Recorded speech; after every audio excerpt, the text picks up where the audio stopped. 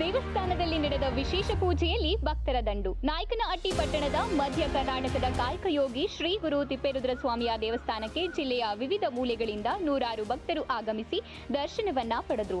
ಜಿಲ್ಲೆಯಲ್ಲಿ ಉತ್ತಮ ಮಳೆ ಹಾಗೂ ಇಂದು ಸೋಮವಾರ ರಜೆ ದಿನ ಆಗಿದ್ದರಿಂದ ಬೆಳಗ್ಗೆಯಿಂದಲೇ ನೂರಾರು ಭಕ್ತರು ಶ್ರೀ ಗುರು ತಿಪ್ಪೇರುದ್ರಸ್ವಾಮಿ ದೇವಸ್ಥಾನಕ್ಕೆ ಭೇಟಿ ನೀಡಿ ಹೂವು ಹಣ್ಣು ಕಾಯಿ ಕೊಟ್ಟು ವಿಶೇಷ ಪೂಜೆ ಸಲ್ಲಿಸಿ ದೇವರ ದರ್ಶನವನ್ನ ಪಡೆದು ಕಾಪಾಡು ಶ್ರೀ ಗುರು ತಿಪ್ಪೇರುದ್ರಸ್ವಾಮಿ ಎಂದರು.